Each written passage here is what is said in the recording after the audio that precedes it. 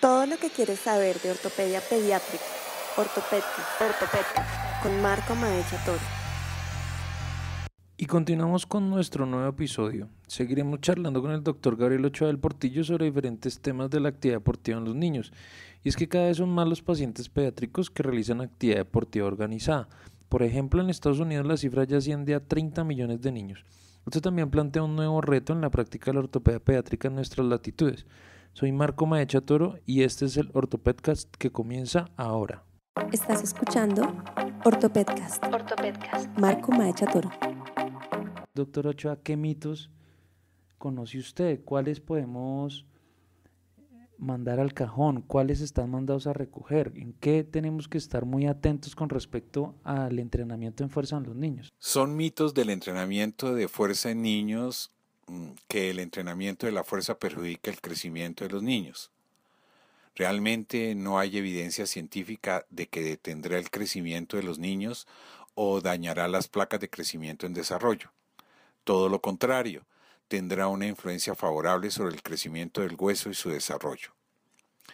Que el entrenamiento de la fuerza es inseguro para los niños.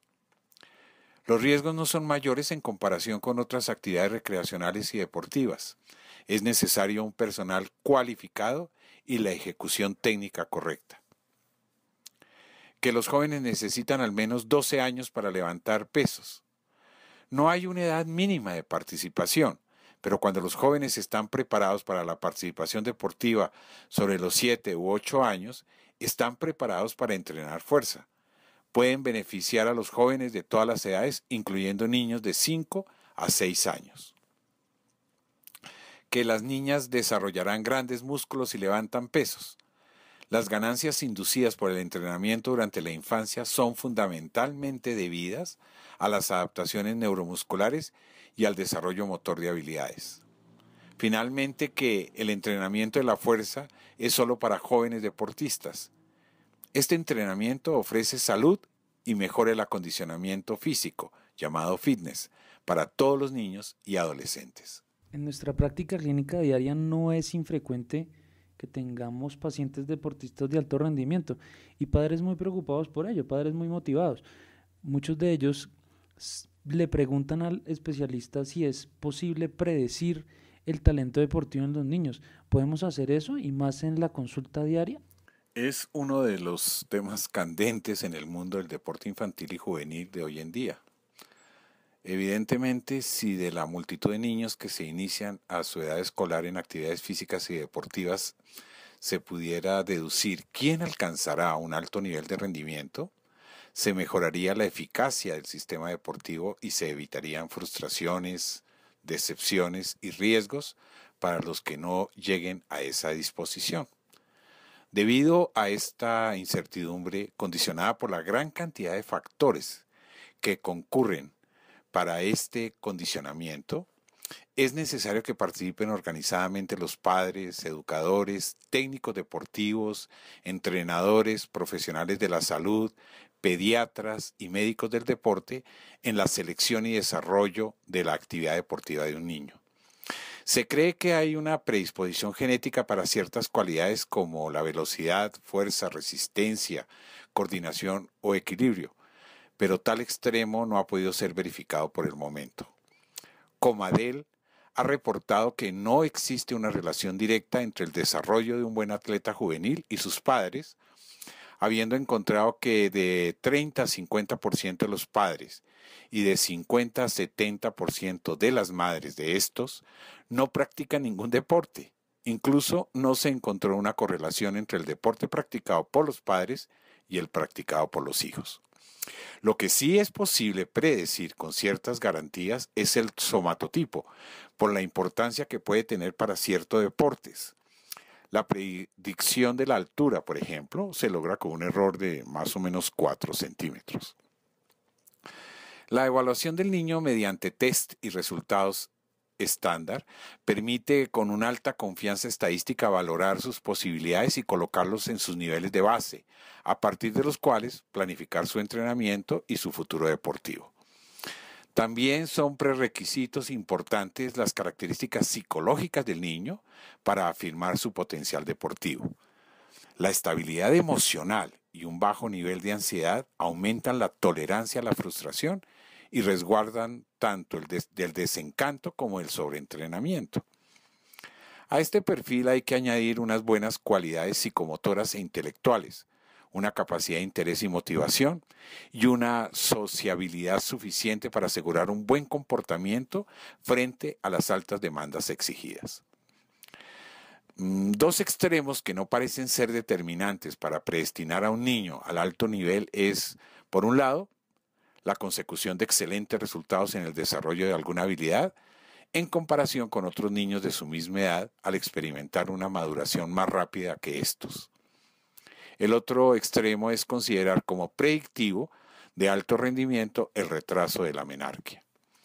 Ambos casos pueden representar la eventualidad de un mayor rendimiento temporal pasajero, pero distan de corresponderse con lo que hay que entender como clase o talento. Ahora bien, una vez analizados todos estos factores, con el consiguiente resultado favorable o desfavorable a la presunción de estar ante un futuro hombre récord o crack, hay que tener bien presente que el rendimiento deportivo depende en gran manera del entrenamiento y la práctica del deporte en cuestión. Un niño con escaso talento para un deporte, pero con un largo y concienzudo periodo de entrenamiento, puede rendir mucho más que otro mejor dotado para ese deporte, pero insuficientemente entrenado o dedicado a él. El otro punto, también muy importante, es que toda esa buena predisposición para el deporte pasa a un segundo término obligatoriamente ante alteraciones o estados de salud que desaconsejen o incluso contraindiquen la práctica de dicho deporte. Para ello hay que contar con la íntima colaboración del médico. Estos niños deportistas de alto rendimiento son cada vez más y cada vez más asisten a nuestra consulta de ortopedia pediátrica y consultan por dolores, consultan por lesiones que muy probablemente son producidas por su actividad deportiva. Hablemos un poquito, doctor Ochoa, de las condiciones que predisponen a esas lesiones y cómo podemos estar alerta a este respecto.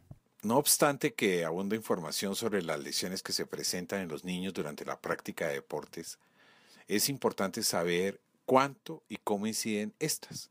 Probablemente no existan datos precisos al respecto porque el deporte está rodeado de una serie de connotaciones emocionales, sociales y económicas que hacen complicado acercarse y obtener este tipo de información.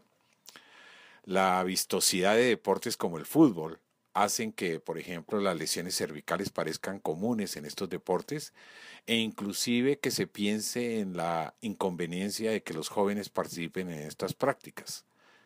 Sin embargo, este tipo de lesiones parecen más frecuentemente ser ocasionadas por saltos a aguas poco profundas o por la práctica de actividades no organizadas ni sistematizadas que a la postre son las que se presentan con mayores riesgos.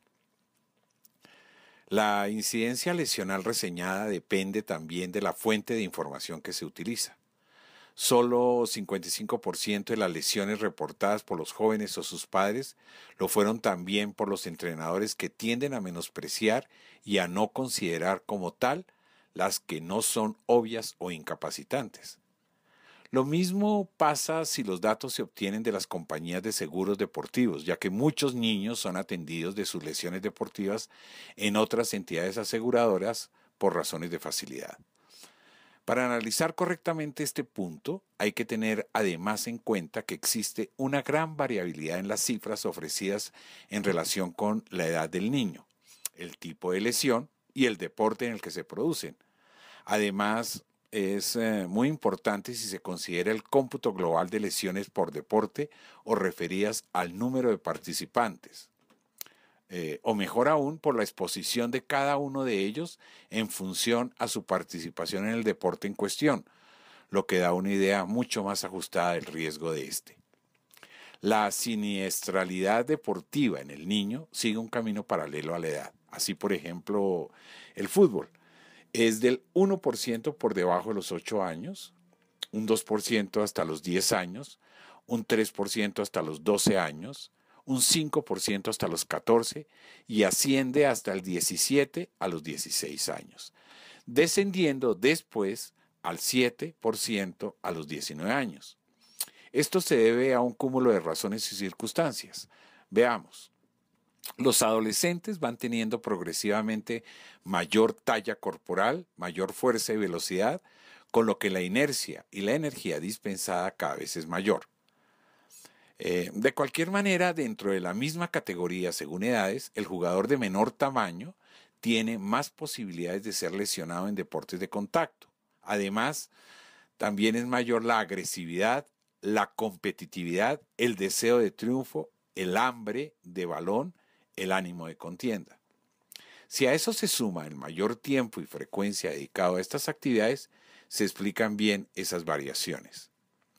El decremento subsiguiente puede deberse a la mayor maestría y control conseguido en el paso a la vida adulta. Es preciso también reconocer el tipo de lesión cuando intenta valorarse el riesgo de una actividad física o un deporte o la necesidad de asumir medidas de protección y de prevención de esas lesiones. Efectivamente no es lo mismo una fractura que un esguince y dentro de este mismo tipo de lesión no es igual un esguince grave de grado 3 que supone la ruptura del ligamento que uno leve de grado 1 que solo causa su estiramiento. Hilar tan fino requiere normalmente el concurso del médico, aunque la inmediatez del entrenador o preparador físico al momento del accidente hace que deba ser capaz de tal distinción para actuar en consecuencia en ese instante. Es evidente que la mayor parte de las lesiones sufridas, sobre todo en la actividad física o deporte escolar o recreativo no organizado, son de pequeña o moderada entidad. Con una incidencia lesional del 3 al 11% en este tipo de actividad y constituyendo el 50% de todas las lesiones sufridas por los niños en la práctica deportiva en general, solo un 20% de ellas supone una fractura o una lesión de mayor gravedad. En cuanto a las lesiones deportivas específicas en el niño, una de las características propias del niño es el de tener en los huesos cartílagos de crecimiento susceptibles de alterarse por macro o microtraumatismos, ya que son puntos de menor resistencia.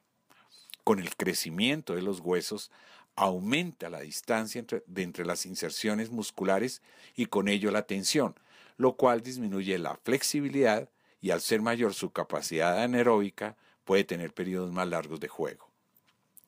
La intencionalidad competitiva es más alta y también la intensidad con la que realiza sus movimientos, por lo que también hay el riesgo de lesionarse y se pueden identificar lesiones específicas como los deslizamientos epifisarios y los arrancamientos o avulsiones de las apófisis, casi siempre secundarios a un traumatismo violento y extemporáneo, así como las epifisitis y apofisitis causadas por microtraumatismos repetidos. En el deporte, la lesión por sobreuso o sobrecarga es la más común. Las lesiones deportivas, propiamente dichas, pueden ser causadas por factores extrínsecos al deportista, principalmente errores de entrenamiento y o de equipamiento, o por factores intrínsecos propios de la constitución o morfología del sujeto cuestión. De estos hay que destacar todos los defectos de ejes, alineación u orientación de las extremidades inferiores, pie hiperpronado, pie plano, pie cabo, tibia vara, torsión tibial externa, genu valgo, genu varo, rótula externa o alta, coxa anteversa, entre otras.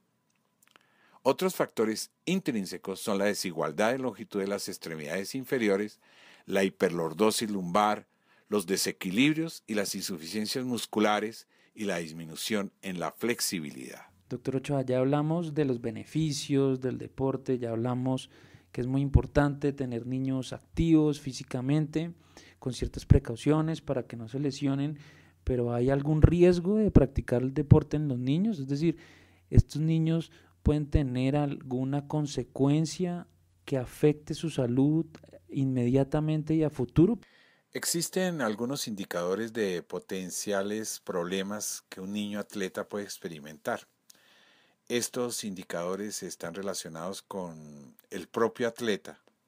Algunos de ellos son falta de recuperación de una lesión como se esperaba, lesiones recurrentes, retiro repentino de los deportes, incumplimiento del tratamiento médico o de las recomendaciones, uso de sustancias que mejoran el rendimiento, enfoque indebido en el control de peso, comportamientos patológicos de control de peso, búsqueda de emociones en deportes de alto riesgo, expectativas personales poco realistas de recompensas por participación deportiva, deterioro en el rendimiento, comportamiento agresivo y violento dentro y fuera del campo, aumento del conflicto interpersonal con compañeros de equipo o entrenadores, enfoque en el atletismo a expensas de otras actividades, signos de trastorno de estrés postraumático luego de una lesión grave, signos de trastorno de adaptación, depresión, ansiedad, síntomas psicosomáticos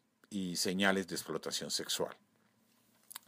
También en relación con los padres se puede mencionar sobre participación de los padres o falta de participación, comportamiento de los padres fuera de control, gritos, peleas con el entrenador u otros padres, competencia entre los padres con respecto a su hijo, visión de los padres del deporte como un medio para un fin, recompensas como becas, acoso al niño o adolescente por su participación deportiva, repetidos recordatorios de los padres al atleta sobre el tiempo, el dinero y el compromiso emocional, e ignorar lesiones, empujar al atleta a continuar participando a pesar de la lesión.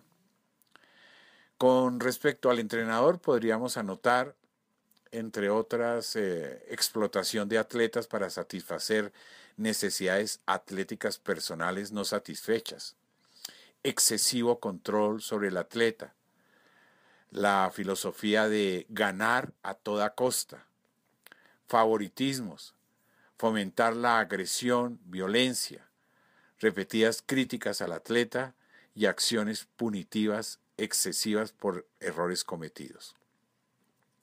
Y en relación con la organización deportiva, cabe mencionar el enfoque en algunos atletas talentosos con procesos de exclusión, es decir, acciones discriminatorias, y la filosofía de ganar a toda costa o a cualquier costo. Doctor Ochoa, ha sido una charla apasionante, un tema muy importante que consideramos crucial para iniciar con nuestro OrtoPedcast.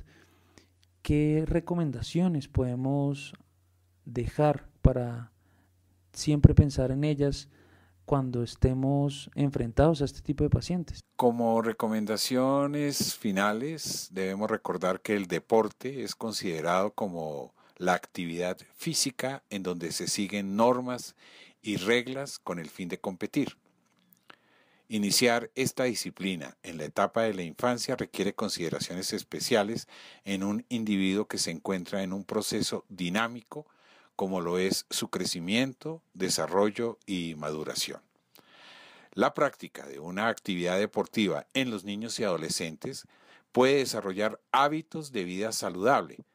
De esta forma se previenen a largo plazo consecuencias del sedentarismo, como la hipertensión, la obesidad y la enfermedad coronaria, entre otras. Doctor Ochoa, como decimos en el OrtoPedcast, han sido minutos repletos de ortopedia pediátrica. Ha sido un auténtico placer tenerlo con nosotros en estos episodios inaugurales. Marco, muchísimas gracias por esta invitación. Realmente disfruté este momento al lado tuyo, respondiendo algunas de tus sabias preguntas.